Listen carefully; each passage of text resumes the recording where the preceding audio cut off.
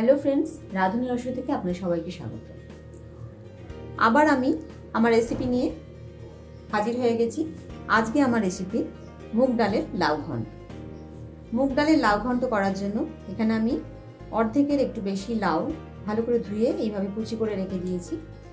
আর এখানে আমি মুগ ডাল ভিজিয়ে রেখে দিয়েছি অনেকক্ষণ, প্রায় 2-3 ঘন্টা হয়ে গেছে। ডালটা একটু ভিজে নরমও হয়ে গেছে। আমি এটা কাঁচা মুগ ডাল দিয়েই কিন্তু করে দেখাবো, সেদ্ধ করব না, কারণ লাউয়ের ডালটা দিলে ডালটা এমনি সেদ্ধ হয়ে যাবে। আর এখানে কিছু মশলাপাতি রেখেছি গোটা জিরে, তেজপাতা, শুকনো লঙ্কা। একটা তেজপাতা 2 টুকরো করা, আর শুকনো লঙ্কাটাও আমি 2 টুকরো করে রেখে দিয়েছি, একটাই নিয়েছি। ঝালটা আপনাদের স্বাদ অনুযায়ী দিতে পারেন। এখানে রেখেছি আদা বাটা, হলুদ গুঁড়ো, ধনে গুঁড়ো, কাশ্মীরি লঙ্কার গুঁড়ো একটু রেখেছি, আর নুন চিনি তো অবশ্যই থাকছে। আর এটা আমি সর্ষের তেল দিয়েই করে দেখাবো। এই সামান্য ইনগ্রিডিয়েন্টস দিয়েই তৈরি হয়ে যাবে সুস্বাদু মুগ ডালের লাউ ঘন্ট। আসুন তাহলে রেডি করি। আমি গ্যাস অন করে কড়া বসিয়ে দিয়েছি। আর প্রথমে আমি এই যে লাউয়ের কুচিগুলো আছে, আমি লাউয়ের জলটা একটু কড়াই দিয়ে লাউয়ের জলটা একটু শুকিয়ে নেব। আমি একটু হলুদ গুঁড়ো দিয়ে লাউটাকে কড়ার মধ্যে দিয়ে দিচ্ছি। সামান্য একটু জলের ছিটে দিয়ে দিচ্ছি। জলের ছিটে দিয়ে এটা লাউটা একটু নাড়াচাড়া করে দিচ্ছি। একটু লাউয়ের জলটা অর্ধেক টেনে গেলে তারপর আমি লাউটা নামিয়ে রান্নাটা দেখাবো। একটু ঢাকা দিয়ে দিলাম। আমি এখানে ঢাকা খুলে লাউটাকে নেড়ে চেড়ে দিচ্ছি। দেখুন অনেকটা জল বেরিয়ে গেছে লাউয়ের। লাউটা একটু ভাপানো হচ্ছে, আর এদিকে আমি মুগ ডালটা জল ঝরিয়ে একটু শুকিয়ে নিচ্ছি হাওয়ায়। তারপর আমি এটা রান্না করব। লাউটা আমাদের অনেকটাই ভাপানো হয়ে গেছে। এবার আমি যেটুকু জল আছে এই সমেতই লাউটা নামিয়ে নিচ্ছি। আমি লাউটা নামিয়ে আবার কড়া বসিয়ে দিয়েছি রান্নাটা রেডি করার জন্য। এখানে ডালটাও একটু খুব বেশি শুকনো না, এমনি একটু জলটা একটু ঝরিয়ে নিলাম একদম, তাহলে তেলের মধ্যে নাড়তে সুবিধা হবে।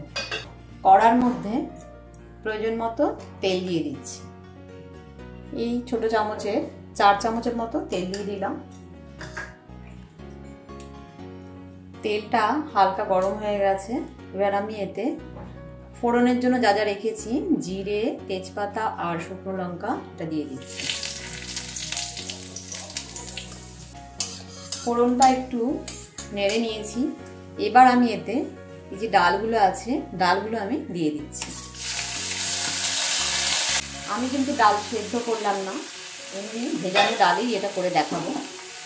আপনারা চাইলে ডাল সেদ্ধ করে নিতে পারেন, তবে এটা ডালটা গোটা থাকলেই ভালো লাগে, সেই কারণে ডাল সেদ্ধ করব না। ডালটা একটু তেলের মধ্যে জাস্ট একটু নেড়ে নিচ্ছি।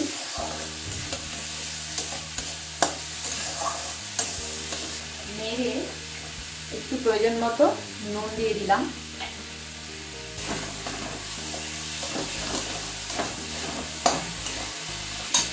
এবার আমি দিয়ে দিচ্ছি আদা বাটা।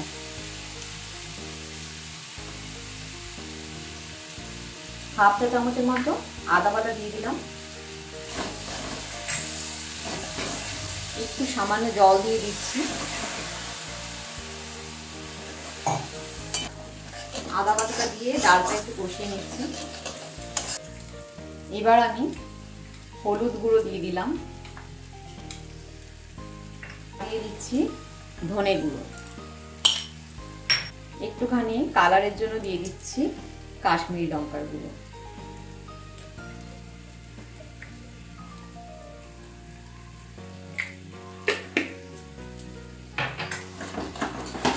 সবকিছু দিয়ে এবার আমি ডালটাকে একটু কষিয়ে নিচ্ছি। আদা বাটা, ধনে গুঁড়ো, হলুদ গুঁড়ো, কাশ্মীরি লঙ্কার গুঁড়ো আর একটু নুন দিয়ে ডালটা একটু ভালো করে কষিয়ে নিলাম। এবার আমি এতে যে ভাপিয়ে রাখা লাউটা আছে ওটা দিয়ে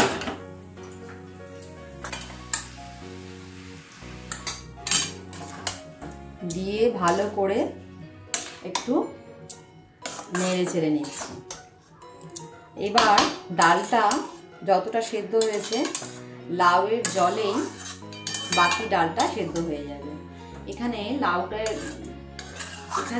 ডালটা একটু গোটা থাকলে এই ঘন্টটা খেতে কিন্তু খুব ভালো লাগে। আমি এখানে লাউটা দিয়ে একদম নেড়ে চেড়ে দিলাম। আচ্ছা, এখন একটু ঢাকা দিয়ে দিচ্ছি। এরপর আমি একটু লাউ আর ডালটা একটু ভালো করে সেদ্ধ হলে তারপর আমি চিনিটা দিয়ে দেবো। মাঝখানে ঢাকা খুলে আমি একটু নেড়ে দিচ্ছি। প্রয়োজনে একটু গরম জল দেওয়া যেতে পারে, তাহলে ডালটা একটু লাউয়ের সাথেই সেদ্ধ হয়ে যাবে। আমি ওপর থেকে সামান্য একটু গরম জল অ্যাড করে দিচ্ছি।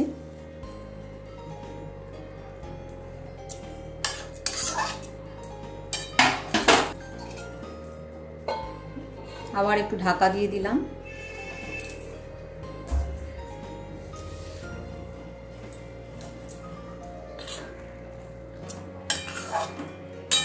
গরম জলটা দিয়ে একটু নেড়ে চেড়ে দুটো কাঁচা লঙ্কা আমি একটু ওপর থেকে দিয়ে দিলাম সামান্য একটু চিড়ে। এটাতে খুব বেশি ঝাল হবে না। আবার আমি একটু চাপা দিয়ে দিলাম।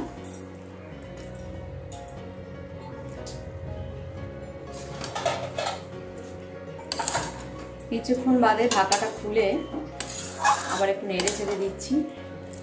লাউয়ের জল প্রায় একদম শুকিয়ে গেছে আর ডালও কিন্তু খুব ভালো করে সেদ্ধ হয়ে গেছে। এবার আমি এতে একটু মিষ্টি দিয়ে দিচ্ছি। মিষ্টিটা আপনারা আপনাদের পছন্দ মতো দেবেন।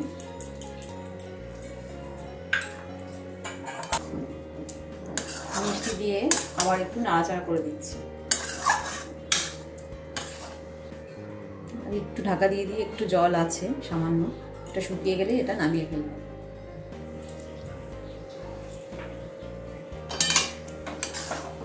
ঢাকা খুলে নিলাম।